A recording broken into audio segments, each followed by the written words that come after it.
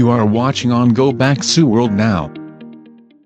몇 년 전부터 상식이 부족한 사람들에 대한 이야기가 심심치 않게 들려왔었습니다. 그래서 저도 검색을 해봤는데 정말 황당한 내용들이 많았습니다. 같이 보면서 이야기하겠습니다. 첫 번째 사례는 소개팅을 했는데 상대방이 호주와 캐나다의 수도를 시드니, 토론토로 알고 있다며 상식이 부족한데 계속 만나야 하는지입니다. 사실 이 정도는 괜찮습니다. 캔버라하고 오타와가 익숙한 명칭은 아니니까요. 하지만 미국의 수도조차 모를 정도라면 아무리 뛰어난 외모를 가지고 있다고 해도 만남에 망설여질 수밖에 없죠. 심지어 지방에서 올라온 한 20살의 청년은 인천이 어디 있는지도 몰랐다고 합니다. 아무리 외국에 나가본 적이 없다고 하더라도 대한민국 최대 공항이 인천공항인데 인천은 모른다니 굉장히 황당하죠. 한 공무원은 포르투갈이 유럽인 건 알겠는데 어디 있는지는 모르겠다고 합니다. 세계사를 배우면 대항해 시대 당시 세계를 양분했던 스페인하고 포르투갈을 모를 수가 없을 것 같은데 누군가에게는 그게 아니었나 봅니다. 또 다른 공무원은 우루과인지 우루사인지 지역적인 거 안다고 우쭐해하며 나대는 애들 나만 불편해라며 거친 불만을 쏟아냅니다. 몰랐던 걸 알게 되면 겸손한 태도로 배우면 되지 굳이 화를 낼 필요는 없습니다. 아마 이 글의 작성자는 여성인 것 같습니다. 남성들은 대부분 우루과이를 알고 있겠죠. 아무래도 축구를 잘하니까 자주 듣게 됩니다. 그동안 한국 선수들에게 거친 플레이도 많이 했었고 또 얼마 전에는 토트넘의 벤탄쿠르가 팀 주장인 손흥민에 대한 인종차별성 발언을 하기도 했었죠. 이건 진짜 충격인데 한 대학생이 영국이 섬인 걸 몰랐다고 합니다. 더 충격적인 건 밑에 댓글들인데 영국이 섬인 걸 모른다고 무식한 건 아니다. 영국이 섬인 걸 배운 적이 없다. 모르는 사람이 더 많으니 상식이 아니다라며 무식한 주장을 하고 있습니다. 마그나 카르타, 명예혁명, 의회민주주의, 산업혁명, 언어와 문학, 세계 무역과 금융, 대중문화, 축구, 해가 지지 않는 나라, 동인도 회사, 아편전쟁, 세계대전 등 전 세계적인 영향력을 보면 비록 지금은 미국의 세계이지만 지난 세기는 영국의 세계라고 봐도 무방한데 어떻게 영국이 섬이라는 걸 모를 수가 있을까요? 역사를 아예 모른다고 하더라도 비틀즈, 롤링스톤즈, 퀸, 콜드플레이, 원디렉션, 아델, 에드 시런, 두아리파, 샘 스미스의 노래들 중에서 한국 정도는 좋아할 만도 한데 해리포터, 브리짓 존스의 일기, 노팅힐, 러브 액츄얼리, 어바웃 타임 등 인기 있는 영화들도 많은데 그런 가수, 영화들을 접하다 보면 한 번쯤은 영국이 어디에 있는지 찾아보지 않을까요? 영국은 한국하고 멀리 떨어져 있으니까 모를 수도 있다고 쳐도 베트남은 상대적으로 가깝고 우리가 공산화를 막기 위해서 파병까지 갔었는데 서성한 중경외시를 졸업한 사람 3명이 모두 베트남은 섬이라고 말했다고 합니다. 유독 지리에 약한 사람들이 많은 것 같습니다. 베트남을 섬이라고 생각하는 사람들이 명문대에 갈 수 있다면 국가 교육 시스템에 큰 문제가 있는 게 아닐까요? 이제는 인물 관련인데 영국에 여왕이 있는 걸 몰랐으며 이게 상식의 범위 안에 들어가는 거냐는 질문입니다. 고 정주영 회장을 모른다는 글도 있었습니다. 물론 모든 한국 대기업 집단 창업주들의 이름을 다 알아야 하는 건 아닙니다. 지금 영상을 보는 분들 중에서도 LG 창업주 이름이 뭐냐고 물어보면 바로 떠오르는 사람이 절반도 안 될 겁니다. 하지만 한국 경제에 큰 공헌을 한 기업가의 이름조차 모른다면 아마 평소에 경제 관련 뉴스는 아예 안 본다는 이야기밖에 안 되거든요. 본인의 직업이 무엇이든 경제에는 관심을 가져야죠. 공산주의의 핵심 이념이 마르크스주의인데 카를 마르크스를 모른다고 합니다. 물론 우리는 민주주의 사회에서 살고 있지만 주변 국가들인 중국, 북한은 공산주의 사회입니다. 따라서 아무리 본인이 민주주의 사회에서 살고 있다고 하더라도 공산주의와 어떤 차이가 있는지 두 체제가 그동안 어떤 경쟁을 거쳤는지에 대한 고민을 해봐야 본인이 살고 있는 민주주의 사회도 더 깊게 이해할 수 있는 것인데 마르크스를 아예 모른다는 건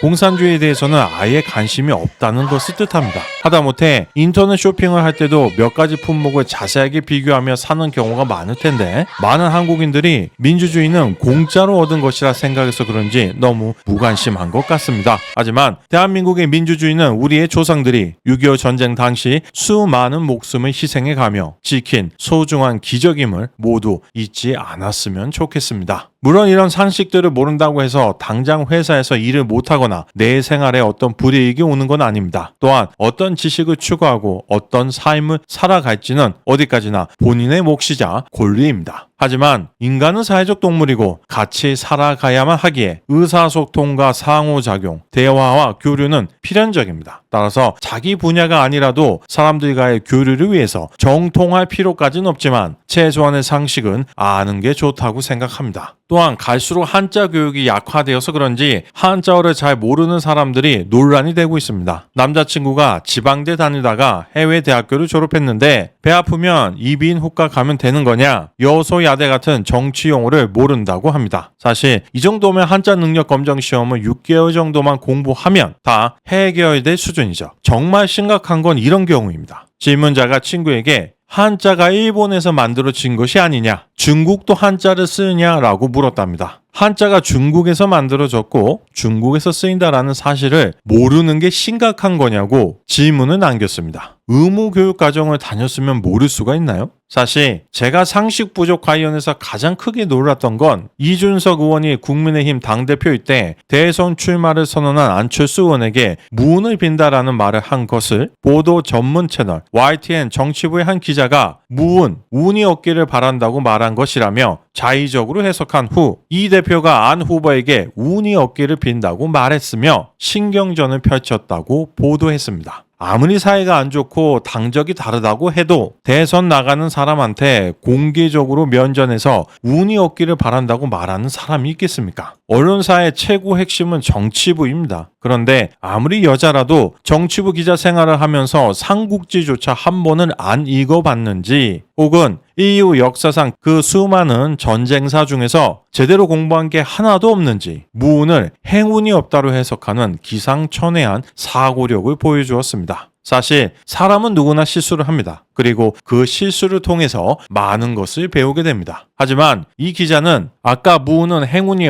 없을 무가 아닌 전쟁에서 이기고 지는 운수라는 뜻도 있다며 이 대표에게 어떤 의미였는지 나중에 한번 물어보겠다고 말했습니다. 당연히 이준석 대표는 자신이 언급한 무운의 의미는 전쟁에서 이기고 지는 운수라고 답했다고 합니다. 자신의 실수를 깨끗하게 인정하지 않고 확인해 보겠다면서 시청자들과 기싸움을 하는 것을 보며 저는 대한민국 언론인들의 기본 소양에 큰 의문을 가지게 되었습니다. 물론 부족한 상식은 채워야 하겠지만 그렇다고 불필요하게 어려운 한자어나 단어들을 사용할 필요도 없다고 생각합니다. 조교가 학생들한테 금일 자정까지 과제를 제출하라고 했는데 한 학생이 금요일로 이해를 했습니다. 이런 경우는 그냥 정확하게 며칠 무슨 요일까지 내라고 통보하는 게 더 좋을 것 같습니다. 굳이 금일, 명일 등의 표현을 사용할 필요는 없습니다. 학교에서 학생들이 야외 활동을 가는데 학부모들한테 보내는 가정통신문에 중식 제공이라고 써 있는 걸 보고 왜 중국 음식을 주냐는 민원이 있었다고 합니다. 물론 우리는 중식을 점심이라고 이해하긴 하지만 실제로 점심이라는 중식하고 중국 음식이라는 중식은 한자가 같습니다. 그래서 그냥 점심 제공이라고 쓰면 오해할 일도 없고 의미도 전달되니 그렇게 바꾸는 게 좋다고 생각합니다. 그 외에도 학부모들의 낮은 문해력을 비평하는 기사는 수시로 나옵니다. 우천시 어디로 장소 변경이라는 통지문에 우천시에 있는 어떤 장소로 변경한다는 거냐는 질문이 많다고 합니다. 우천은 말 그대로 비 오는 날을 뜻하는 겁니다. 따라서 비가 올 경우 어디로 장소 변경이라고 쓰면 되겠죠. 굳이 우천이라는 단어에 집착할 필요가 없습니다. 서울교통공사의 안내문도 문제입니다. RH 시간대 지하철 집중 배차를 30분 연장하여 운행하겠다는 내용입니다. 안내문 작성에서 가장 중요한 건 보는 사람들을 하여금 쉽고 정확하게 이해할 수 있도록 하는 것이겠죠. 그런데 특이하게 이 안내문은 바로 눈에 들어오지는 않습니다. 바로 RH 때문에 그런 거죠. 그래서 하단의 집중 배차 시간을 봐야지만 RH가 러시아어라는 뜻임을 추측할 수 있습니다. 그냥 출퇴근 시간대라고 하면 될 것 같은데 굳이 RH라고 쓰는 이유를 모르겠습니다. 왜 통지문에 다른 의미로 해석될 수 있는 여지가 있는 영어 약자를 사용합니까? 만약 대중을 향한 안내문이라면 미국인들도 RH가 아니라 러시아어라고 정확하게 쓸 겁니다. 마지막으로 영화의 한 줄 평에 대해서 이야기하겠습니다. 몇 년 전 이동진 영화평론가가 기생충 영화에 대해서 다음과 같은 평을 남겼습니다. 상승과 하강으로 명징하게 직조해낸 신랄하면서 처연한 계급 우화. 그래서 일각에서는 영화평론가가 자신의 한자 실력을 뽐내기 위해서 고의적으로 어려운 한자어를 많이 사용한 것이 아니냐며 지나치게 현학적이라는 비평이 있었고, 그에 대해 자신이 모른다고 무조건 나쁘다고 생각하는 반지성주의가 문제라는 반론 역시 결코 적지 않았습니다.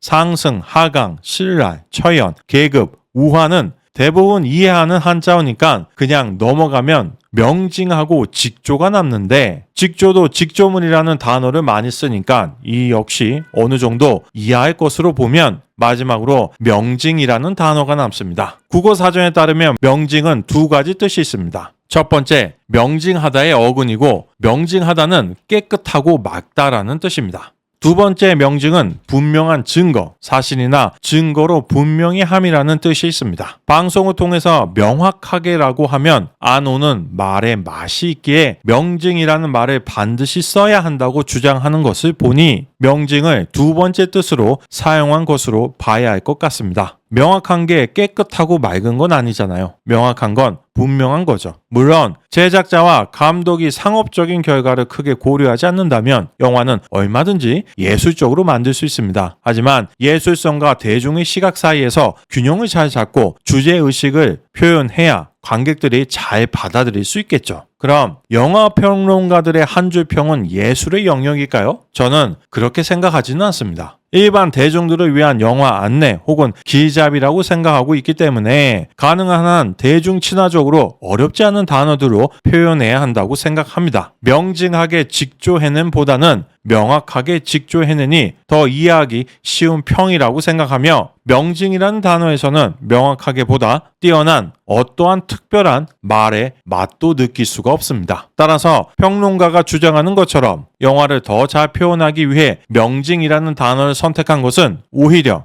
관객들의 이해를 방해하는 행위라고 생각합니다. 아마 대중의 보다 쉬운 이해보다는 평론가 스스로 자신의 언어로 영화를 가장 잘 표현하기 위함에 우선순위를 두었기 때문에 쓰여진 문장이라고 생각합니다. 한자어를 사용함으로써 더 간결하게 표현할 수 있는 경우도 많겠지만 쉬운 단어로도 큰 차이 없는 의미의 전달이 가능하다면 굳이 어려운 한자어에 매달릴 필요는 없다고 생각합니다. 대체할 수 있는 쉬운 표현이 있음에도 불구하고 굳이 말의 맛이라는 추상적인 이유로 어려운 한자어를 고집한다는 것은 대중들에게 다가서기 위한 노력이 부족한 것이라고 생각합니다. 물론 어려운 한자어를 사용했다고만 해서 그 사람을 무조건 비판해서는 안 됩니다. 하지만 마찬가지로 어려운 한자어를 사용했다고 해서 맹목적으로 그 사람의 수준이 높다고 생각해서도 안 되겠습니다. 하지만 가능한 한 쉬운 말을 사용함으로써 의사소통을 더욱 원활하게 하고 복잡한 내용이라도 쉽게 이해될 수 있도록 하는 것은 창작자, 평론가로서의 기본 자세입니다. 저도 한국인 중에서는 한자를 많이 아는 편이겠지만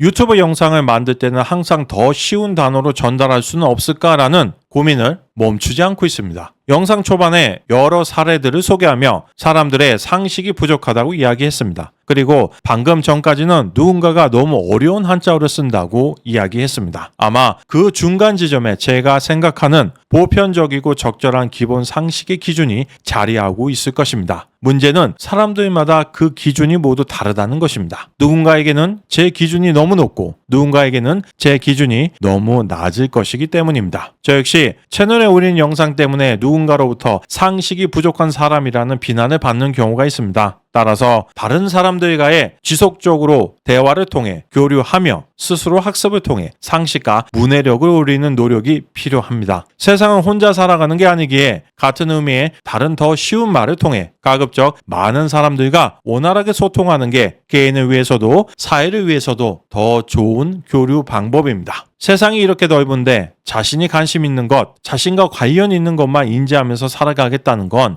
인생의 낭비이자 전체 사회의 관점에서 봐도 발전에 도움이 안 됩니다. 물론 가끔 영화나 TV에 나오는 한 방면에 특출한 천재라면 상관없겠지만 우리 중 대부분은 그렇지 못한 사람들이죠. 보통 사람들인 우리들은 일반적인 평균 상식 수준을 넘어서야 더 많은 사람들과 원활하게 같이 어울리며 살아갈 수 있습니다. 다만 본인이 어려운 단어나 한자어를 많이 알고 있다고 해서 굳이 다른 사람과의 교류에 그러한 표현들의 사용을 고집할 필요는 없습니다. 즉 스스로의 부족함을 채우는 노력은 지속하되 조금 더 안다고 굳이 지나친 자부심을 가지며 남들에게 뽐내고 싶어 안달할 필요는 없다는 것입니다. 오늘 영상은 여기서 마치겠습니다. 시청해 주셔서 감사합니다.